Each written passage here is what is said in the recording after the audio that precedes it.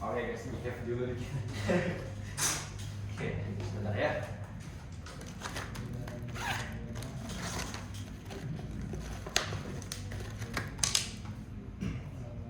Oke teman-teman, jadi hari ini kita bakalan masuk ke dalam materi LBE, literasi dalam bahasa Inggris, ya kan.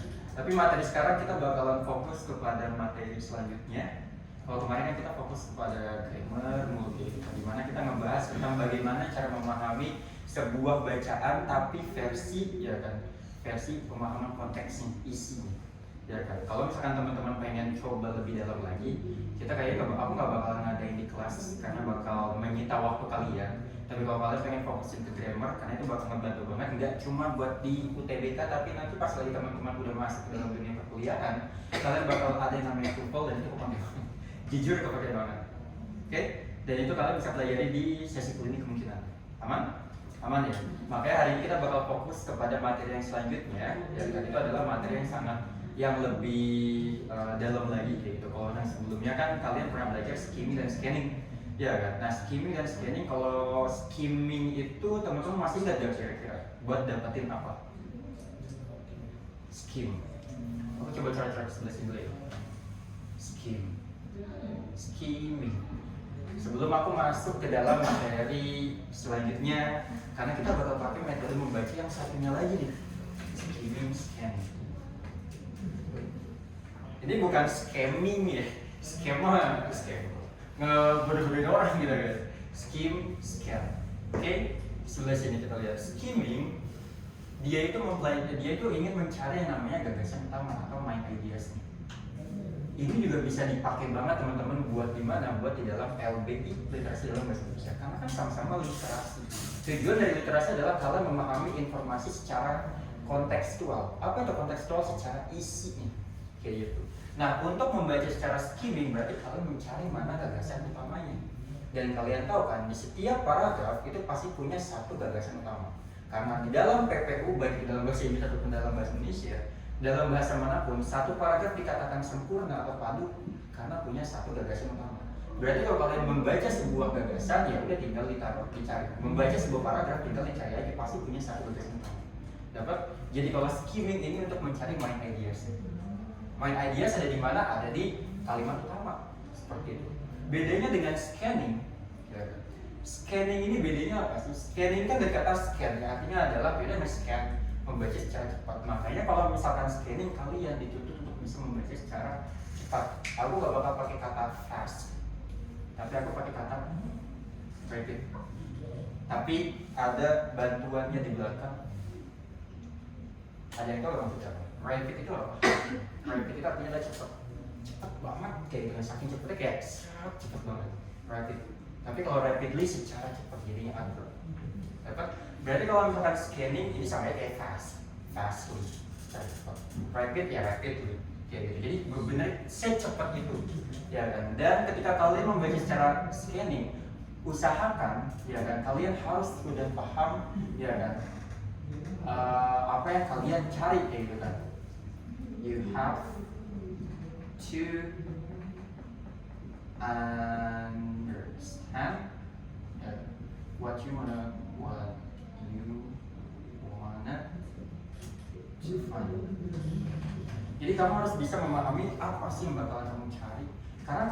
Karena kalian cari saking cepatnya. Kalau kalian nggak punya bayangan, gue mau cari apa ya sama aja bohong. Kalian udah baca cepat, kagak tahu mau cari apa ya bingung juga mau ngapain baca, ya kan? Kayak mau ngapain juga baca.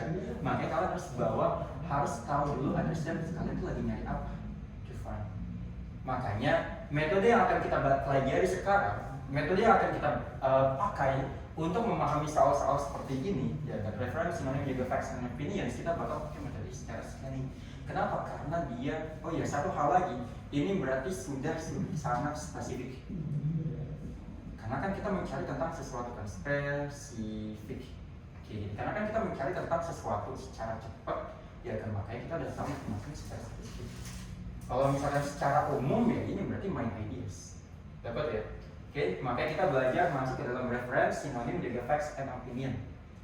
Oke, aku izin boleh masuk ke dalam materinya? Mana ya?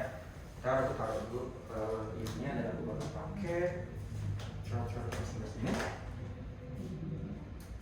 Oke, kita bakal masuk ke dalam reference, synonym, facts, and opinion. Ini sering banget keluar di dalam latihan soal dan sering banget keluar di tryout, plus udah jadi makanan sehari-harinya buat UTBK. Dan ini kalian bakalan pakai kalau misalkan kalian pengen mempelajari secara apa namanya, secara grammar gitu kan. Kalian bisa pelajari di mana di dalam active voice dan juga passive voice. Ini bakal oke banget buat mempelajari dari semua ini. Karena kalau mempelajari mana sih kata kalimat aktif dan juga kalimat kalau misalkan kalian pengen mempelajari grammarnya, ya kan. Tapi kan kita masuk ke dalam fokus pada si tulisannya aja, atau cara memahami atau mencari soal yang benar seperti ini, bukan dari kata bahasa yang lain. Oke, yang pertama kita akan masuk ke dalam reference. Reference ini modelan soalnya seperti apa sih, kayak gitu. Reference ternyata kalau misalkan kita lihat dari apa namanya pengertiannya, teman-teman di belakang kelihatan? Aman, kalau misalnya nggak kelihatan kabarin ke aku ya, nanti aku zoom. Reference, kalau misalkan kita lihat dari pengertiannya, aku coba transfer aja kan. The person, the person, thing, or idea that a word, phrase, or object refers to. Intinya adalah refers to, untuk menggantikan. Jadi the reference ini intinya adalah menggantikan. Jadi ada sesuatu, ya kan, dia ngomongin tentang person, orang, thing, barang, atau apapun benda atau ide yang bisa digantikan pakai kata-kata. Contohnya kalian kan tadi belajar di sebelah sini ada pronomina dan lain-lain. Pronomina, pronoun. Kata Elgivan ternyata bisa digantikan dengan kata he. Iya nggak sih? Karena ngomongin akan Elgivan kan cuma satu doang. Berarti nanti kalau misalkan ada soal, ada sebuah teks ngomongin kayak gini. Elgivan are currently speaking in English. He also, berarti he-nya buat siapa? Elgivan ya. Nah itu adalah salah satu soal yang berkaitan dengan reference. Contohnya juga sama kayak seperti ini kan. For example, gitu kan, Olivia loves English literature so much. Olivia itu sangat menyukai gitu kan, sangat menyukai dari literatur bahasa Inggris. She always read novels and poems every day. She ini reverse kemana guys? Ini untuk menggantikan kata siapa sih? Olivia-nya. Makanya nanti kalau misalkan ada soal yang menanyakan tentang she has refers to, ya kan, berarti dia menanyakan tentang dia perempuan. Berarti namanya nggak mungkin Agus, ya nggak sih? Nggak mungkin Agus, nggak mungkin Joko misalkan. Nggak ditambahin, maaf. Nah, tapi dia bakal masuk ke dalam nama perempuan untuk mewakili di situ. Dengan kalian mengerti she ini untuk perempuan, berarti kalian sudah memahami. Oke, berarti gue bakal cari kata yang mewakili kata perempuan. Dapat? Atau mungkin nama perempuan. Itu adalah reference. Nah, terus di sini kita pelajari sebenarnya tuh reference itu ada apa aja sih teman-teman? Di sini ada types of reference. Yang pertama di sini aku coba pakai apa namanya dimerahin, kelihatan nggak? Kelihatan ya. Pertama adalah reference verb pronouns. Ingat pronouns itu adalah pronomina dalam bahasa Indonesia. Artinya adalah kata ganti. Ini adalah yang tadi aku kasih contoh. She. Kita lihat ada subject pronoun, object pronoun, possessive determiner, possessive pronoun. Nah di sini kayaknya nggak bakalan aku share banget karena bakal menghabiskan waktu cukup banyak. Nanti kalau kalian teman-teman pengen mencoba untuk memahami perbedaan semuanya ini apa, kita bisa laksanakan di dalam klinik aja ya. Tapi kalau di sini aku coba ngasih tahu doang subject pronoun di sebelah sini subject pronoun. Subject berarti kan orang yang melakukan sesuatu. Berarti kalau misalkan ada aku yang melakukan sesuatu jadinya I. Tapi kalau aku yang dikenakan sesuatu jadinya me. She loves me. Aku kan kena pekerjaan sih. Makanya kalau subjek adalah yang melakukan pekerjaannya, tapi kalau objek adalah yang kena pekerjaannya. Atau aku bilang kayak she loves me, aku bisa bilang I love her. Dapat? Dapat ya? Oke. Maaf, itu kerekam nggak sih? Takutnya dia ngomong apa tidak kerekam dan diem juga ya saya gitu kan ya. Mau nggak sih?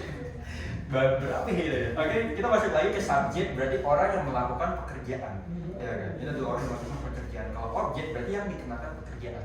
Ini berarti bisa jadi sebagai sesuatu yang dikenakan dan objeknya kalau pindah ke depan kan jadinya malah passive voice. Nanti kalian pelajari tambahan. Nah tapi kalau posesif, ingat posesif. Kalau kalian punya pacar posesif banget, berarti kalian ada rasa kepemilikan. Gue memiliki pacar gue, makanya gue dia posesif. Itu pacar gue, lu nggak boleh deketin. berarti ada rasa kepemilikan, ada rasa kepunyaan. Makanya posesif di sebelah sini untuk mengartikan sebagai sesuatu yang gua punya. Kalau misalkan pacarnya orang kalian ambil gitu kan, itu orang marah ya.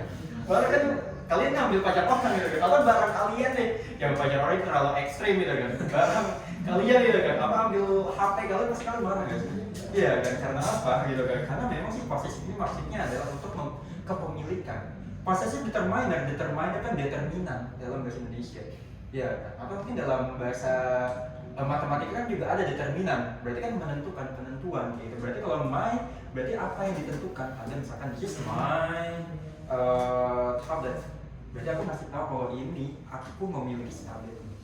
Tapi kalau misalkan possessive pronoun gitu untuk menggantikan, tapi kamu nggak perlu kasih tahu objeknya, bendanya, kayak this is mine, tanpa ngasih tahu objeknya, udah jadi sebuah pronoun kayak gitu. Jadi punya gue, tapi gue nggak usah ngasih tahu kalau misalkan gue punya sebarang itu. Jadi this is mine. Dapat ya? Itu adalah reference pronoun. Berarti kalau misalkan ada soal menanyakan tentang hal seperti ini dan ada soal yang bilang the word misalkan them has refers to, berarti kalau them kan artinya adalah banyakan. Ya makanya di sebelah sini kalian harus memahami mana yang singular, mana yang plural. Masih ingat perbedaannya kan? Singular itu kan artinya adalah single, satu orang. Kalau misalkan cuma ngomongin tentang he, she, it, ya kan di sebelah sini di sebelah sini berarti kalau ngomongin he, she, it berarti ngomongin tentang satu orang aja, satu benda. Simpel saja. Berarti nggak mungkin di bawahnya ketika ada jawaban A, B, ini ada satu benda, B-nya ada dua benda, berarti kemungkinan ada pasti A. Karena kan dia single. Tapi kalau misalkan teman-teman ngelihat ada di sebelah sini Ayu Dewi, di selain A ya, Yu Dewi gitu kan. Sebenarnya ada nama lagi. Sebentar dari sini. Ya, kan? Ini adalah ini adalah plural. Ya kan. Kenapa? Karena mereka menunjukkan banyak hal. Kalau them berarti ngomongin banyak hal, banyak orang. Ya, dapat. Itu adalah dari types of reference tapi versi ke pronouns. Oke, jadi reference yang menggantikan kata orang. Udah intinya kalau kalian pengen memahami semua, kalian pahami aja. Ini tuh single atau plural. Udah sesimpel aja. Sehingga apa? Jawaban di soal kalau dia nunjukin kata he, she, it atau kata it aja, tapi ada and, berarti kan dua hal. Udah pasti salah, tinggal kalian eliminasi. Cari yang cuma satu, karena it ini buat singular. Intinya adalah itu adalah praktikal. Oke? Nah, tapi selain dari types of reference, dia juga ngasih tahu tentang reference for the phrases. Kalian tahu kan, phrases ini artinya dalam bahasa Indonesia artinya adalah sebuah frasa. Berarti kan dua kata atau lebih, tapi punya satu makna. Contohnya adalah the pencil case, ya kan? Berarti ya udah tempat pensil. Ya kan, dua kata tapi intinya ngomong tentang tempat untuk menaruh pensil. Dapat a big house, ya kan, sebuah rumah yang besar. The awesome friends, kan, teman-teman yang sangat keren, ya kan. Itu adalah sebuah phrase. Nah biasanya phrase itu karena phrase dan frasa berarti dia bisa aja two words, ya kan, or even more and more gitu kan. And sorry sebentar, two words and more. Dan ayo teman-teman, nanti PPT pasti akan kirimkan ke kalian versi yang coret-coretannya plus yang kosongannya, supaya kalian ada gambaran before and after kayak gitu. Oke, contohnya aku langsung kasih tahu aja ke contohnya. Beda nih kalau misalkan tadi kan reference for pronoun kan cuman kalian harus mempelajari pronounnya dulu ada apa. Tapi kalau di sini langsung aja ke contoh. Frasanya kayak gimana? Kita lihat di sebelah sini. Kelihatan kalau aku bikin seperti ini, aman? Aman ya? Coba sebentar. Aku coba tarik ke belakang biar lebih besar lagi. Kayak gini aman nggak? Aman ya? Kalau kamu kelihatan, yang di belakang kelihatan semuanya. Oke, kita coba lihat dari sini. If you want to be a good leader, you need to have integrity, good communication skills, self-awareness, and empathy. Katanya. These qualities may sound cliche, but they are essential when you lead a team. Apa artinya? Kalau misalkan kamu pengen jadi leader yang bagus gitu kan, leader yang baik, kamu harus punya integritas, komunikasi yang bagus, dan juga ada self awareness itu kayak kesadaran diri gitu kan, dan juga ada rasa empati. Kualitas-kualitas ini yang terdengar memang terdengar klise, tapi mereka sangat penting, essential, sangat crucial, sangat important. Oke, sangat penting when you lead a team saat kamu memimpin sebuah tim. Nah, aku pengen tanya guys, di sini ada yang di bold, ya. Aku pengen tanya, kira-kira makna yang di sebelah sini maksudnya apa sih? This qualities.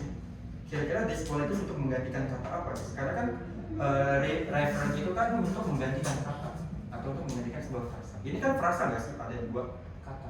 This qualities. Kira-kira buat apa? Yang mana? Ada yang bisa kasih tahu aku teman-teman? This qualities-nya buat yang mana? Okay. Yes, benar. List qualities ini adalah untuk menggantikan integrity, good communication, skill, self-awareness, and empathy. Kenapa? Karena dia ngomongin tentang kualitasnya. Kan katanya kalau misalkan lo pengen jadi good leader, katanya kayak gitu kan, lo harus punya integritas. Berarti kan kualitas-kualitas ini kan ngomongin kepada ini guys. Dan ingat guys, yang mau aku kasih tahu ke kalian, ingat lagi tentang singular and plural. This, ini artinya adalah this banyak. Tapi kalau misalkan ini adalah salah satu arti untuk plural, ya kan? Berarti menunjukin yang banyak.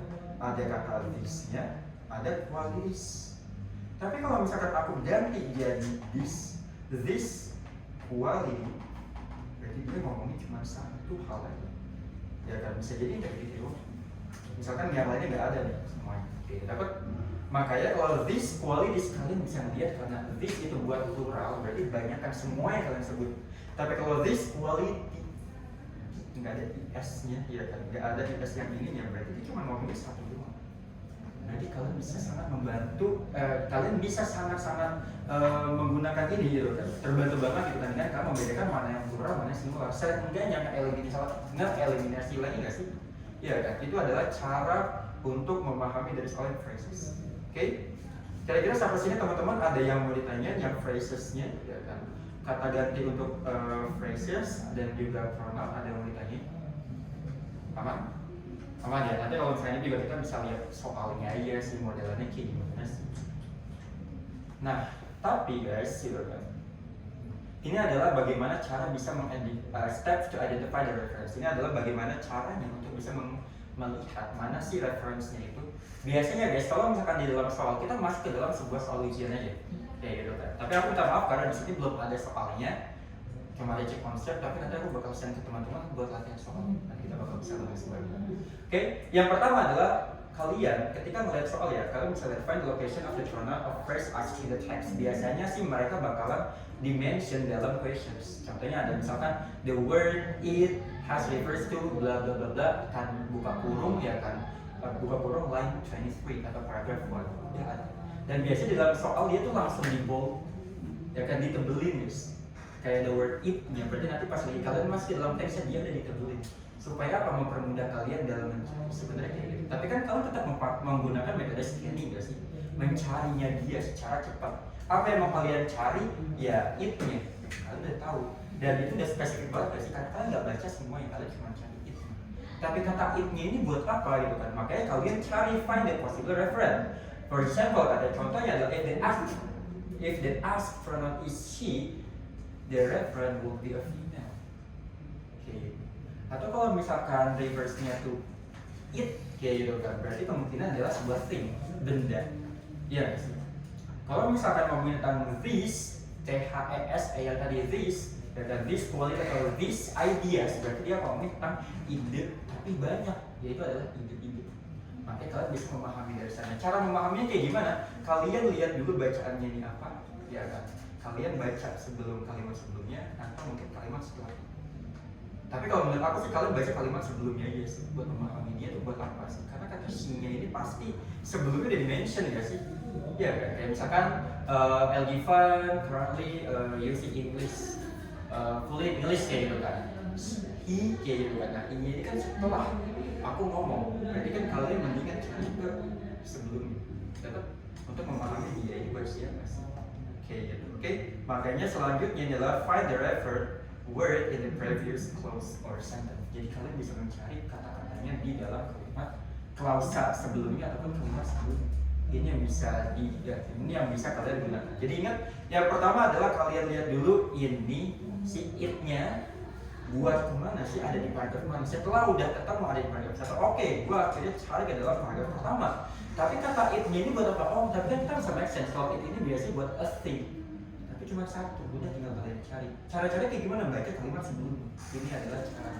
Dapat? Dan pertanyaan seperti ini biasanya kalau kalian tahu ada 3 teks kan, single text, double text, dan juga threads, ya kemungkinan besar mereka ini bakal sering ketemu. 3 berarti tidak bisa kalian ngomongin soal-soal. Dapat ya? Kira-kira dari mencari reference ada yang mau ditanyain nggak? Aman? Oke, kalau misalkan aman, sini aku pengen kasih tau dulu common pitfalls. Ada yang tahu nggak teman-teman common pitfalls itu apa? Common pitfalls, common ada yang tahu artinya apa? Kita sekalian artiin aja ya. Common ada yang tahu? Ya, we are in the common. We are, yes, umum. Pitfalls itu bahasa slang sih sebenarnya, kayak mistakes. Mistakes itu apa? Salah. Nah, kesalahan. Ingat ada S-nya berarti kesalahan umum. Berarti ada banyak nih kesalahan. Oke, common pitfalls yang biasanya aku dan teman-teman di sini sering lakukan dalam menjawab soal-soal yang berkaitan dengan reference questions. Yang pertama adalah misinterpreting the context. Kalian gagal paham konteksnya. Makanya aku sarankan ke teman-teman untuk pahami juga dari penggunaan singular dan juga pluralnya. Kalau kalian gagal paham konteksnya, udah gagal semuanya. Kayak gitu. Terus yang kedua, fail to consider the grammatical agreement. Ya, modelannya sama aja kayak tadi gitu kan. Kalau si konteks ini adalah kalian paham isi bacaannya, tapi kalau grammatical agreement kalian paham kalau yang tadi it ini buat satu orang, kalau them buat banyakan orang, itu adalah grammatical agreement. Tapi kalau konteks itu adalah bacaan. Dapat? Soalnya, ya kan, kontekstual seperti ini bisa kita lihat dalam soal yang example di sekolah. Ya kan? If you want to be a good leader, you need to have integrity, good communication, ada ini lagi, good communication, skill, self-awareness, and empathy. These qualities berarti kan kita dapetin these qualities dari mana? Dari kalimat sebelumnya, ya sih. Tapi these qualities kan konteksnya adalah ngomongin tentang kualitas. Kualitasnya siapa? Kualitasnya adalah kualitas untuk menjadi seorang good leader. Dapat? Itu adalah pemahaman konteks. Dapat? Nah, kalau misalnya kalian gagal dalam memahami konteks, berarti kalian gagal untuk menjawab soal ini. Ditambah yang kedua, kalian gagal tadi yang namanya adalah grammatical agreement. Kalian gagal untuk memahami grammarnya. Padahal kalau kalian paham grammarnya, this ini buat plural, berarti udah semuanya juga masuk. Kayak gitu. Dapat maksudku? Jadi kalau misalnya kalian gagal kontekstual, berarti kalian gagal memahami maksudnya apa. Tapi kalau misalnya gagal secara gramatikal, kalian gagal untuk melihat maksud dari perkataan ini secara grammar, secara tata bahasa. Padahal kalau kalian mengerti tata bahasanya, kalian bisa menjawab semua ini dengan gampang. Apalagi kalian kawinkan antara kontekstual dengan grammatical things. Dapat ya? Oke, kira-kira dari situ ada yang mau ditanyain nggak guys dari common pitfalls? Dan ini yang sering banget dialami kita semua. Jadi jangan diulangi lagi, gitu. Kalian harus memahami konteksnya. Ingat dia ngomongin tentang apa, ya kan? Terus kalau misalkan gramatikal ini secara tata bahasa benar apa enggak, maksudnya kemana? Apakah singular apakah plural? Oke, aman dari si reference. Kalau misalkan aman, kita masuk ke dalam sinonim. Ini materi cukup ini ya, apa namanya, kayak cukup berat ya kan, karena kita langsung membahas 3 house values gitu. Yang paling seru sih fact and opinions ya kan, karena ini juga sering keluar di dalam LBI kan. Sinonim kita lihat. Ya udahlah, kalau misalkan sinonim di sini ada sedikit pengertian. Sinonim, the use of different words in the process proximity of the similar meaning. Maksudnya apa sih kan? Penggunaan dari kata-kata yang berbeda yang memiliki arti yang paling mendekati gitu kan, dengan makna yang sama. Ikut banget ya sih. Intinya adalah ya udah sinonim, kalian tahu gak sih? Ya kan, mana kata yang punya makna yang sama keluar kayak gitu. Oke, ini cuma aku kasih informasi aja tambahan supaya kalian bisa memahami dan juga bisa expand gitu kan, memperluas dari kosakata kalian. Karena proximity ada yang tahu berarti approximately itu kayak kurang lebih, tapi lebih ke atas, frekuensi itu lebih tinggi. Jadi kurang lebihnya tuh kayak 80%, 90% kayak gitu. Dapat? Jadi kalian paham secara kontekstual, makanya aku kasih sebuah definisi yang cukup panjang dengan bahasa yang lebih tinggi lagi supaya ya seenggaknya nambahin vocabulary sekalian gitu. Tapi intinya guys, kalau sinonim berarti kalian lagi ngomongin tentang apa sih? Ya ada makna yang sama ya kan, similar meaning. Itu ngomong itu aja. Kayak contohnya ada bangun, kan ada yang namanya wake up gitu, awaken ya kan, kebangkitan sama bangun gitu kan. Ada yang namanya build, ada yang namanya develop, bangun juga. Development, pembangunan. Nah kita cari mana maknanya yang sama. Mana yang mempunyai dengan kata sinonim. Di sebelah sini kalian bisa lihat dulu. Ini adalah beberapa contoh sinonim dalam bahasa Inggris. Biasanya cuma kayak dikasih tahu aja kalau aku ngeliat polanya, mana yang formal, mana yang gak formal. Ya kan? Agree, admit, confess, answer, reply, ya kan? Approximately, about. About kayak itu lah kayak perkiraan gitu kan. Ask, request, sama kan. Awful, terrible, begin, start, behave, act, brave, courageous. Banyak banget lah, danger, harm, decide, memutuskan, determine juga menentukan. Tapi kan sama aja kita memutuskan sesuatu karena kita telah menentukan. Dapat? Nah, delicious, savory, encourage, dan lain-lainnya. Kalian bisa lihat sebelah sini dan masih banyak banget sinonim-sinonim yang ada. Oke, gitu kan. Oke. Nah, terus gimana sih cara kita untuk bisa memahami dari soal-soal yang sinonim? Ya, kita fokusin kepada dua hal ini aja. Gak ada cheat, ya kan? There are no cheating ways gitu kan, gak ada jalan cepatnya. Selain yang pertama adalah by memorizing vocabularies. Oke, kalau misalkan sinonim kan mau gak mau kalian harus menghafal, ya, memahami dari satu kata ini. Makanya biasanya guys, kalau aku belajar bahasa Inggris, aku cari satu kata, tapi kata yang mendekati juga yang mana, supaya aku lebih memahami dari konteksnya. Kalau misalkan aku nggak ngerti satu kata, aku bisa pakai kata yang lainnya, dapat gak? Kayak request itu sama kayak ask, ya. Terus kalau kalian tahu, ada yang tahu, aku coba kasih tahu informasi. Ada yang tahu ini nggak? Enhance.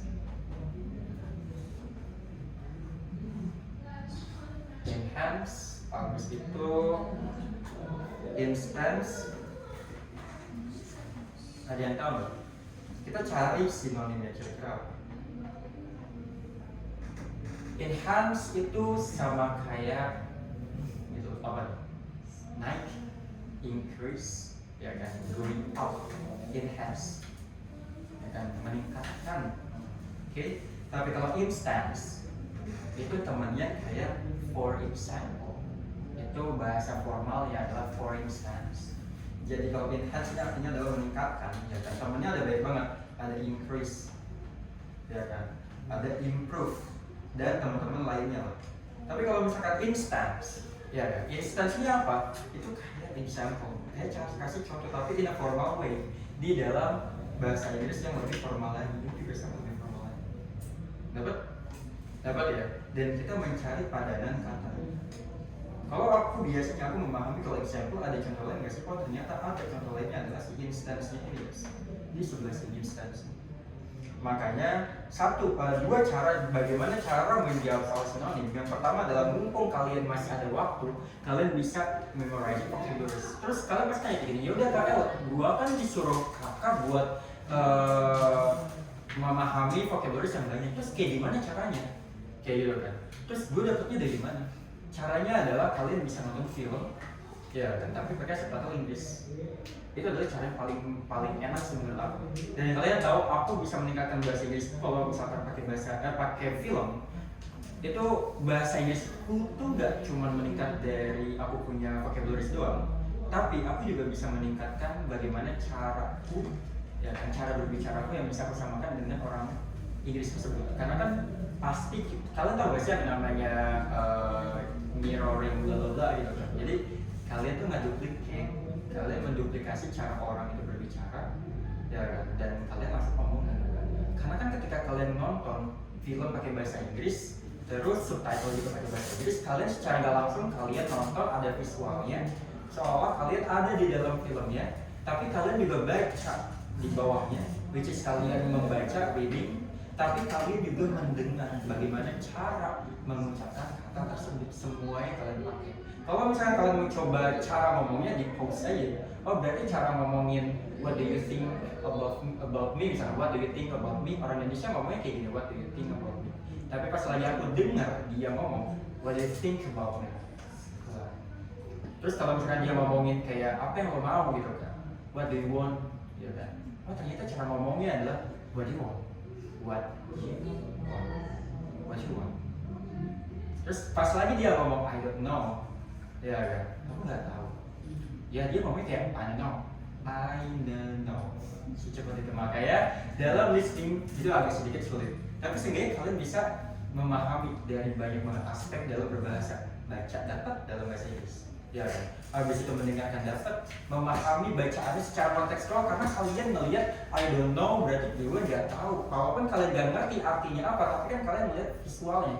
Oh dia geraknya begini berarti memang dia nggak tahu, ya nggak sih? Jadi kalian memahami konteksnya juga. Itu cara aku belajar. Dan guruku adalah ya semua yang ada di Hollywoodnya. Itu mereka yang ngajarin aku cara menggunakan bahasa Inggris. Dan juga kalau kalian tahu kan, aku nggak pernah les bahasa Inggris. Jadi aku tuh cuma belajar bahasa Inggris buat persiapan IELTS kedua udah kelar. Itu pun cuma 1 bulan. Sisanya aku nggak pernah les karena aku belajar semuanya kayak ngomongin pakai aksen dan lain-lainnya. Aku cuma belajar ngeduplikatnya cara orang lain ngomong dan aku ngomong. Jadi cara aku belajar adalah untuk nge-imitasi langsung lah dia ngomong kayak gimana ya aku coba ngomong. Dan dari situ aku biasa langsung dapat paham, nggak cuman dari ini maksudnya apa, satu kata maksudnya apa, gitu kan. Tapi aku paham secara konteksnya, penggunaannya, karena kan langsung digunakan. Itu yang pertama. Jadi kalian bisa memorize vocabulary kalian dengan menggunakan film pakai bahasa Inggris. Seru nggak sih nonton film? Seru kan? Ada yang mau nge-share nggak kira-kira ada yang lagi nonton series apa gitu atau mungkin film yang kalian suka di dalam bahasa Inggris di Netflix atau di mana? Iya sih seru sih. Dulu takut. Kalau pas lagi mau, tapi aku jangan nonton sampai It 2 dan aku agak sedikit trauma sama anak kecil kalau misalkan pakai baju warna kuning tuh biasanya beli megang balon gitu. Kayak ada orang, soalnya kan kemarin yang pas lagi kita lagi Halloween, aku ngelihat ada anak yang pakaiannya kayak gitu terus aku langsung kayak dia lagi jalan di trotoar kan, saya aku pulang terus aku jangan di pinggir banget ya takut ada yang ngambil. Oh ya sih, tapi itu nggak hujan. Kalau aku, kalian tahu Stranger Things gak? Pada nonton nggak? Ada nonton atau enggak ya? Itu aku suka banget sih Stranger Things, walaupun aku nggak ngikutin sampai akhir. Tapi kan sekarang lagi ada di Blok M kan? Ya lagi ada apa namanya tuh? Oke, ada lah gitu kan ya. Sama yang baru kalau kalian suka The Hunger Games, dia bakal keluar di Indonesia di bulan Desember ini ya. Ya kan. Tapi kalau misalnya nonton di bias Indonesia udah pasti pakai bahasa Indonesia sih, subtitlenya kan. Yaudah kalian merem. Ya, merem gue nonton apa? Sia-sia gitu. Berarti gak apa ya, next time mungkin aku bisa ngelatih teman-teman di sini sekalian mungkin nonton film sedikit coba sih. Nonton film ya kan sekali kita refreshing ya sih, nggak semua tentang LB dan LBE kan kayak gitu. Ada satu hal yang harus kalian pelajari juga kayak gitu. Oke, itu dari pertama. Yang kedua adalah baca buku. Iya, nggak ada hal lain guys selain dari membaca. Karena kalian harus memahami literasi bahasa Inggris. Ya udah mau nggak mau baca buku. Tapi kalau kalian nggak suka baca, udah start from nonton film aja udah kelar. Kalian dapat enaknya gitu kan, kalian dapat filmnya ya kan, udah enjoy banget. Tapi kalian juga belajar, ya nggak sih? Ingat, ketika kalian ingin mempelajari sebuah bahasa apapun itu, waktu aku pengen belajar bahasa Mandarin, aku perbanyak input tuh. Input artinya apa sih? Input artinya masuk ke dalam. Berarti aku masukin informasi dalam otak. Aku mau belajar bahasa Jerman, aku nggak bisa ngomong sama sekali, nol banget bahasa Jerman, nol banget vocabulary-nya. Terus gimana caranya supaya aku bisa ngomong? Ya aku masukin dulu sebanyak-banyaknya informasi ke dalam otak. Karena kalau misalkan ada sebuah gelas kosong, kalian pengen tumpahin apa yang mau ditumpahin? Gelasnya kosong, makanya kalian isi dulu pakai ayat, isi dulu pakai informasi. Dengan cara apa? Reading, membaca gitu kan, juga listening, mendengarkan kayak gitu kan. Atau mungkin nonton juga sama ya, masukin informasi ke dalam otak. Intinya adalah memasukkan informasi ke dalam otak. Dapat ya? Setelah kalian baca, setelah kalian kumpulkan semuanya, baru bisa kalian keluarkan output. Ya kan? Lewat apa? Lewat speaking, lewat writing. Makanya kalian menulis itu adalah kalian paling susahnya guys. karena kalian menguji apa yang udah kalian taruh dalam otak untuk keluar.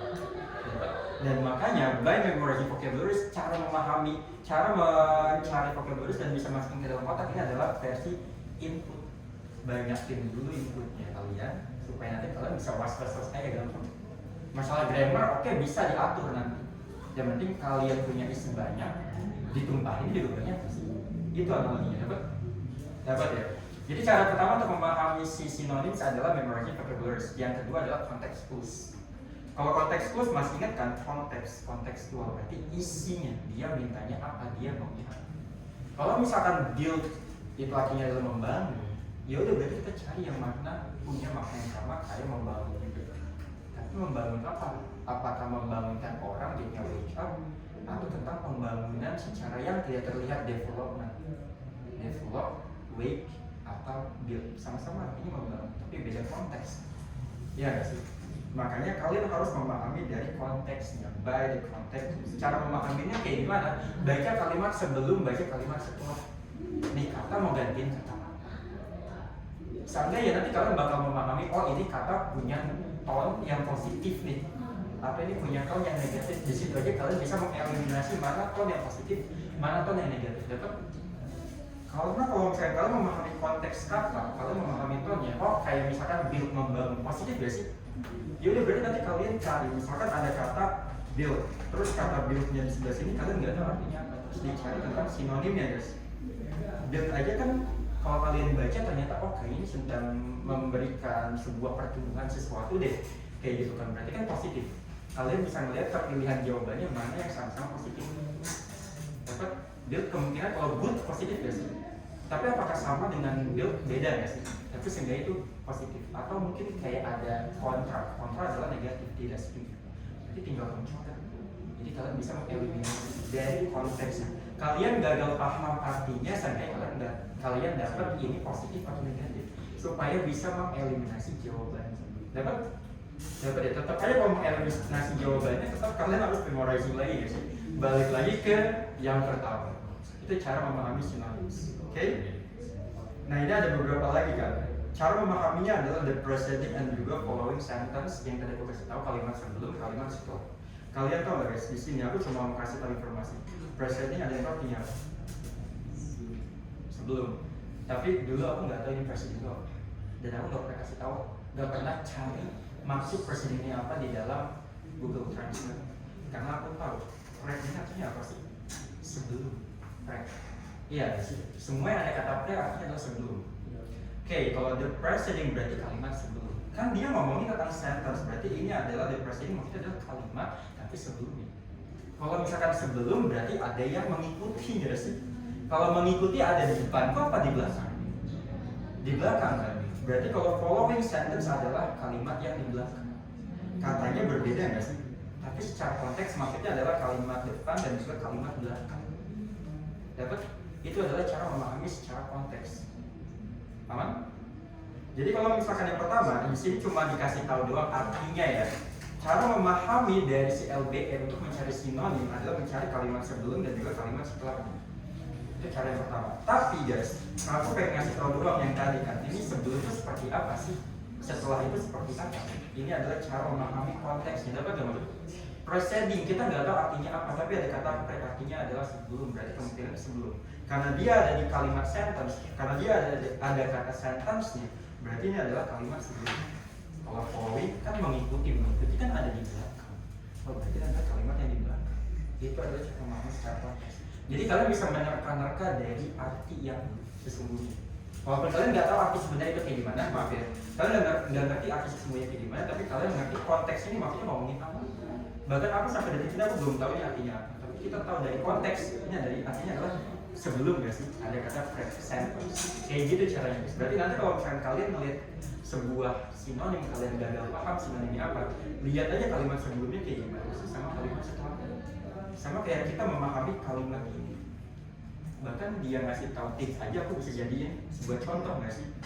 Kayak gitu. Dapat ya? Kira-kira ada yang mau ditanyain? So ya, cara memahami dari soal untuk sinonim yang pertama, baca kalimat di sekitarnya sebelum atau setelah itu, pahami konteks. Intinya dia mau ngomongin apa sih? Supaya kita paham kita lagi ada di lingkungan yang kayak gimana. Yang kedua adalah parenthesis. Parenthesis ini artinya adalah kayak tanda gini, tanda kurung. Biasanya tuh bakal dikasih sama soalnya, kayak informasi yang tadi kayak ada di paragraf keberapa. Oke, dapat? Tapi intinya adalah yang paling sering keluar adalah yang presiden juga following sentence. Ingat untuk mendapatkan dari konteks isi. Karena kalau misalkan kita salah untuk mengartikan kayak gitu, berarti itu juga salah untuk menjawab soalnya. Tapi dengan kita mengartikan, walaupun kita nggak ngerti arti aslinya apa, tapi seenggaknya kita mengerti konteksnya. Dan paling mentok banget kalian paham tone-nya, mana positif mana negatif, kalian udah bisa mengeliminasi dari jawaban. Dapat? Dapat ya? Kira-kira dari sinonim ada yang mau ditanya? Aman ya? Nah ini ada tipsnya sebenarnya. Identify the part of speech of the past word dan juga enrich your vocabulary. Ada yang tahu nggak? Aku pengen tanya dulu ke dalam kita coba sekalian meningkatkan dari vocabulary sekalian. Enrich ada itu artinya apa? Apa? Memperkaya, benar banget. Kalau kalian gagal paham, kan ada kata rich. Kaya berarti sesuatu yang positif gak sih? Membanyakkan, sesuatu itu dibuat banyak. Apa yang dibuat banyak? Your vocabularies. Itu adalah cara memahami konteks. Dapat? Kalian coba cerekin aja nih, kayak gitu. Kayak enrich itu semacam kayak imbuhan aja guys. Itu versi bahasa Inggris, bahasa gampang kayak gitu. Dapat? Tapi kita lihat dari tipsnya ya. Yang pertama katanya identify the part of speech of the past word. Masih ingat part of speech itu apa? Jenis kata itu, ya jenis kata. Ya, speech ya. Tapi kalau speechnya berarti ngomong sih ya, gitu. Berarti ya ngomong lah ya gitu. Jenis kata, contohnya kayak ada, ya kayak tadi itu ada pronoun, ada adjective, ada verb, ya ada adverb. Kadang kayak gini guys. Kalau misalkan kita ngomongin contohnya adalah eating. Eating di sebelah sini artinya adalah makan. Dia masuk ke dalam verb ya sih. Berarti nggak mungkin dong setelahnya tiba-tiba jadi beautiful. Iya guys, karena beautiful aja adalah adjective, sedangkan eating adalah verb. Iya guys. Nah kalian bisa pahami dari situ part of speech. Kalau kalian gagal paham atau nggak bisa membedakan konteksnya, jadi kalian pahamnya ini masuk ke dalam kata apa nih, kata benda, kata sifat, atau kata ganti orang, kayak gitu. Pasti selanjutnya adalah kata yang sama. Kalau misalkan di sebelah sini eating, seharusnya selanjutnya juga mirip-mirip kayak eating. Yaitu intinya adalah sama-sama verb. Dapat ya. Nah yang kedua, selain yang pertama ini kalian harus memahami part of speech, yang kedua adalah kalian harus bisa memperkaya vocabulary-nya. Itu adalah tips untuk memahami dan juga menjawab soal dari sinonim. Ya dengan tadi sih caranya adalah nonton film sih kalau paling gampang. Paling mudah semuanya dapat. Kalian belajar sekalian kalian dapat entertainment yang hiburan nih. Oke. Nah, di sini ada yang namanya common pitfalls lagi. Ini adalah kesalahan-kesalahan yang sering banget kalian dan juga aku lakukan ketika menjawab soal-soal sinonim. Yang pertama, rely solely on vocabulary knowledge. Yang tahu nggak artinya apa? Rely kan begini, rely kan nyender. Tapi kalau misalnya tiba-tiba temboknya roboh, aku jatuh nih. Berarti kan aku menggantungkan dia itu kepada tembok guys. Berarti rely di sini artinya adalah menggantungkan. Terlalu bergantung kepada pengetahuan knowledge kalian. Pengetahuan kosakata kalian. Tadi kan sebenarnya harus memperbanyak kosakata. Tapi kadang gitu kan, kalau kalian terlalu menggantungkan pengetahuan kosakata kalian sampai kalian gagal paham, ya kan? Kalian gak bakal bisa menjawab karena selanjutnya adalah kalian bisa memahami ini semua dengan lewat konteks. Dengan lewat part of speech-nya, dia masuk ke dalam jenis kata apa. Dengan lewat tone-nya, dia masuk ke yang positif atau negatif. Dapat? Oke? Ini yang jadi makanya jangan sampai kalian bisa nge-ignoring di konteksnya. Jangan sampai kalian nge-ignore aja, itu nggak lupa lagi bahasa. Ignore tuh kayak apa? Mengabaikan, benar-benar kayak mengabaikan dari si konteksnya, kayak gitu kan. Makanya kalian harus paham konteks. Oke, gak apa-apa, vocabulary knowledge kalian masih sedikit, tapi seenggaknya ini gak boleh dihilangkan. Seenggaknya kalian mengerti mana yang masuk dalam kata sifat, kata kerjanya, kayak gitu. Atau mungkin seenggaknya kalian tahu mana ini positif atau negatif. Paham itu dari mana? Dari konteks. Kalian baca kalimat sebelumnya atau kalimat setelahnya. Ini adalah cara memahami konteks, kayak gitu. Nah, overlooking part of speech. Ada yang tahu nggak overlooking itu maksudnya apa? Kita bahas dari tensesnya sedikit dan juga kata-katanya. Preposition sini ada kata over. Over artinya apa sih? Lebih, melebihkan, lebay. Look artinya apa? Melihat. Kalau misalkan looking berarti lagi melihat guys. Overlooking terlalu melihat yang lebay kayak gitu banget sih. Over kan lebih. Think artinya berpikir. Overthinking kepikiran. Iya kan? Terlalu banyak berpikir, berlebihan. Itu cara memahami dalam bahasa Inggris. Jadi kalian coba corekin aja tuh kata overlooking, overseeing berarti overseeing, see melihat, overseeing berarti jelalatan. Jadi itu kayak ngeliatin, mau dapat nggak? Dapat ya. Makanya kalau misalkan di sebelah sini kita bisa lihat overlooking part of speech. Kalian terlalu berlebihan melihat part of speech. Kenapa sih? Tadi kan katanya ya part of speech sangat membantu. Tapi kenapa kok bisa part of speech ini jangan terlalu kalian gantungkan?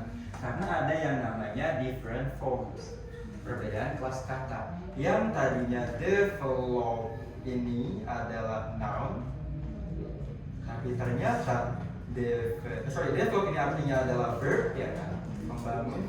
Development ternyata jadi malah development ini ternyata malah jadi noun, pembangunan. Dapat? Malah berbeda kayak gitu. Dapat ya? Makanya kalian bisa ngeliat, berarti kan ini beda maknanya dengan develop ini guys. Karena dari part of speech-nya aja udah berbeda. Makanya penting untuk memahami lagi-lagi balik lagi ke dalam konteks. Ini adalah yang paling pertama harus kalian prioritaskan paling awal. Gue harus paham konteks. Dapat? Baru selanjutnya pakai triknya yang lain, pakai trik yang lain. Ya udah, pakai part of speech atau bahkan pakai grammar kalian. Buat ngebedain mana singular, mana plural. Dapat? Dapat ya? Di sini ada cek konsep sedikit teman-teman. Kira-kira yang pertama, ini jawabannya apa? A word or phrase that has the same or nearly the same meaning as another word or phrase in the Chinese language is called synonym. Oke. Terus yang B, the cat chased its tail. Ingat tuh, ya ada di garis bawah dan ditebelin. It finally got dizzy and fell over. The underlined pronouns refers to. Kata it-nya ini reverse kemana? Yang mana? The cat? Atau the cat tails?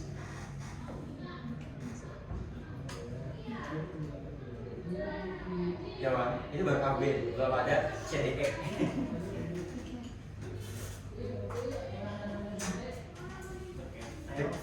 The cat tails, kenapa nggak the cat? Iya. The cat tails atau the cat? Oke, siapa yang A? Oke, A, 2 orang. Yang B? Yang lainnya? Netral kak, gue pilih yang bener aja gitu kan. Oke, gak apa-apa, kita baca lagi. The cat chased its tail. Kucingnya itu mengejar tail, buntutnya, until it finally got busy and fell over, sampai dia akhirnya pusing dan juga jatuh. Emang si tail atau buntut ini bisa puyeng? It finally got busy berarti kan dia akhirnya jatuh, dia akhirnya puyeng. Tapi kan tail ini kan nggak bisa puyeng, makanya the cat. Jawabannya adalah yang A. Gitu. Kalau the cat tails kan karena dia nggak bisa puyeng, si buntut kan nggak bisa puyeng dan nggak bisa, ya bisa jatuh tapi kan dia nggak bisa puyeng. Tapi kata it-nya ini untuk menggantikan kata the cat. The cat chased its tail. Kucingnya itu ngejar buntutnya dia sampai dia jatuh dan juga puyeng. Dianya ke siapa ya? Ke the cat-nya guys. Maka jawabannya adalah yang A. Ini screen keluar.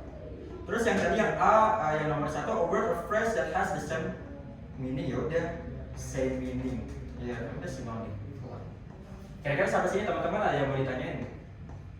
Dari referen menggantikan kata sinonim, kita cari kata yang sama tapi sama-sama digantikan guys. Dan yang terakhir kita masuk ke dalam fakta dan juga opini. Fact and opinion. Di sini aku cepetin aja ya guys. Bahasa cepatnya ya, bahasa gampangnya fakta dan juga opini. Aku kasih tahu di bawah ini tuh banyak, aku tuh kayak ngambilnya dari bahan ajarnya ruang guru kan. Itu cukup banyak banget. Makanya tadi kalian ngeliatnya kayak banyak banget tulisannya. Dan aku biasanya nggak pernah bikin PPT yang sebanyak itu, biasanya cuma simbol terus aku jelasin kan.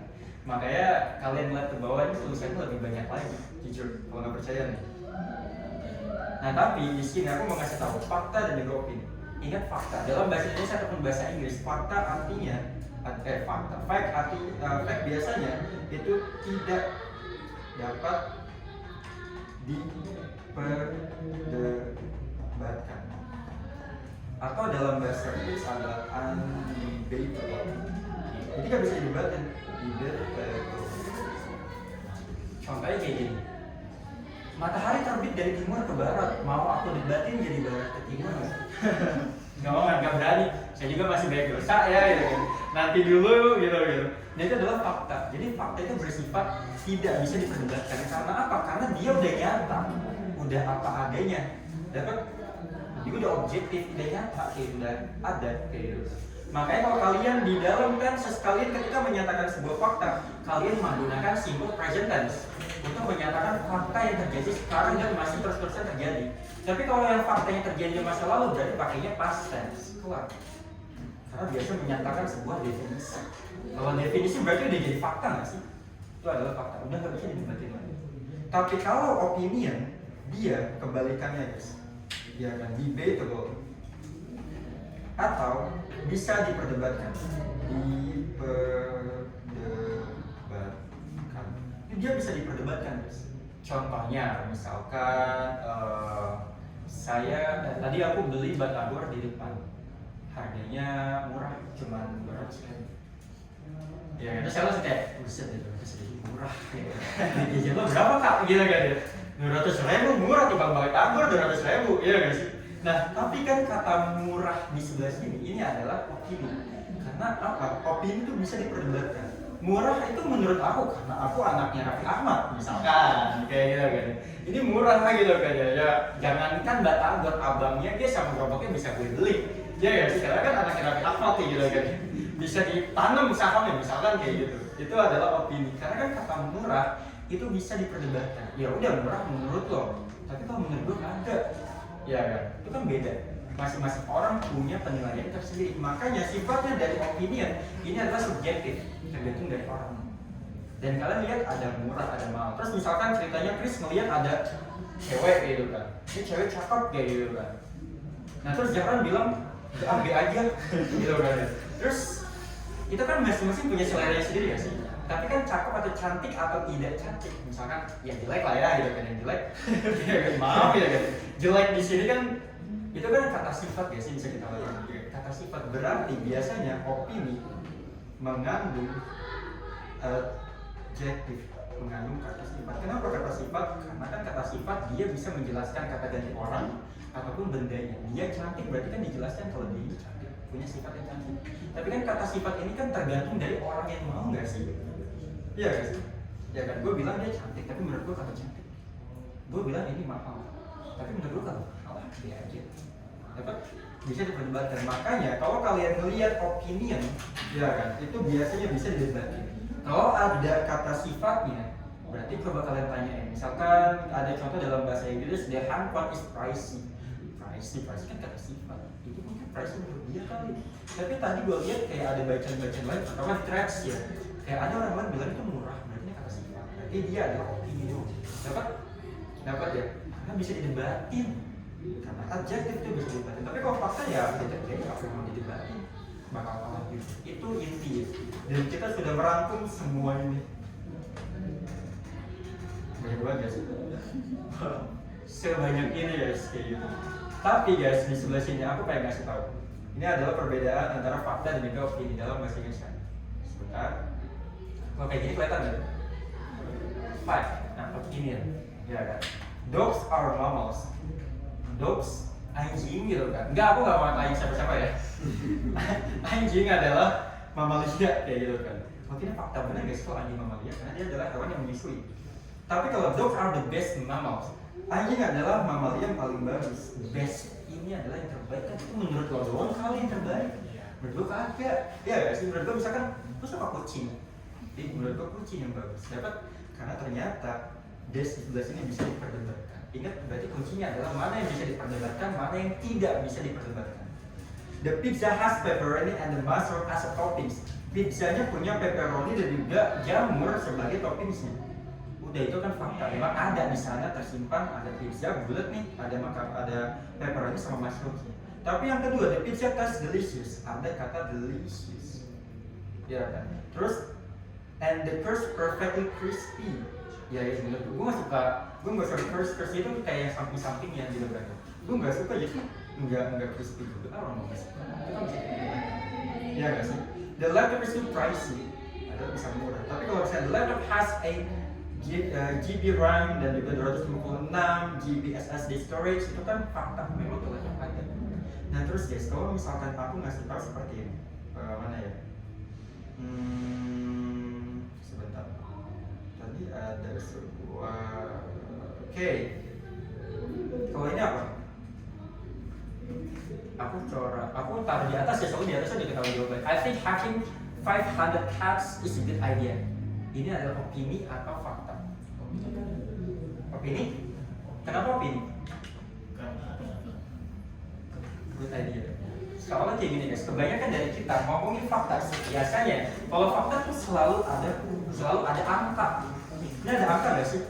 Berarti udah pasti kayak kalau fakta kan berarti matematis banget nih, terstruktur, berarti harus ada angka dong. Tapi kita lihat, menurut gue, apalagi ada kata I think, berarti ada opini gak sih menurut gue? Having a 500 cats, punya 500 kucing adalah good idea, ide yang bagus. Nah, kali ya bisa ada 500 kucing kayak gimana udah kayak zoo gitu kan, udah kayak kandang penjualan kucing gitu kan. Oke, dapat ya? Itu adalah perbedaan antara fakta dan opini. Ingat, kalian bisa baca semuanya ini, tapi intinya adalah fakta itu dapat diperdebatkan, ya kan? Karena dia udah terjadi dan bersifat objektif, ya kan? Tidak ada.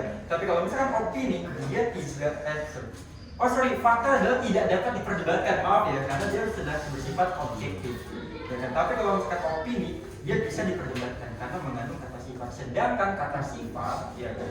Kata sifat ini ternyata tergantung dari orang-orang, subjektif. Menurut lo ganteng, menurut lo kagak, menurut lo cantik, menurut lo kagak, ya, jadi masih bisa diperdebatkan. Jadi kalau teman-teman ngelihat ada soal fakta dan juga opini, tinggal kalian lihat bisa didebatin apa kagak. Kalau bisa didebatin berarti ya udah ini fakta. Opini, kalau misalkan tidak bisa diperdebatkan itu adalah fakta. Dan ada satu lagi, biasanya kalau misalkan opini dia ada kata I think, in my opinion, atau kata should. Ingat yang teman-teman yang sebelumnya sempat klinik sama aku kan, should itu adalah suggestion. Suggestion artinya adalah saran. Saran kan berarti dari gue. Itu opini. Berarti kalau ada kata should, ya pasti itu opini. Simple. Okay. Dan ini sering banget keluar yang sebelah sini. Dapat? Kira-kira teman-teman sampai sini ada yang mau ditanyain? Oke. Berarti kalau fakta nggak mungkin ada adjektif. Kalau kenapa? Kalau fakta nggak mungkin ada adjektif. Adjektif. Adjektif. Oh, kalau fakta nggak mungkin ada adjektif. Yes, benar banget. Tapi kalaupun ada adjektifnya biasanya itu bakal ada penegasan. Kayak gitu, penegasan membalikan lagi kalau ini adalah fakta. Dan kamu bisa ngeliat aja nih, perbedaannya kalau fakta, ingat kan kalau kita sempat belajar kan, dia pakai present tense. Berarti misalkan kayak the sun is, ya kan, the sun is the biggest planet, ya kan, itu tata surya misalkan kayak gitu. Nah itu adalah sebuah definisi yang ada isi. The biggest kan itu adalah sebuah adjektif juga guys. Tapi kan betul jadi sebuah definisi. Dapat ya? Itu adalah, makanya biasanya dia pakai present tense, ya kan? Karena menunjukkan sebuah fakta.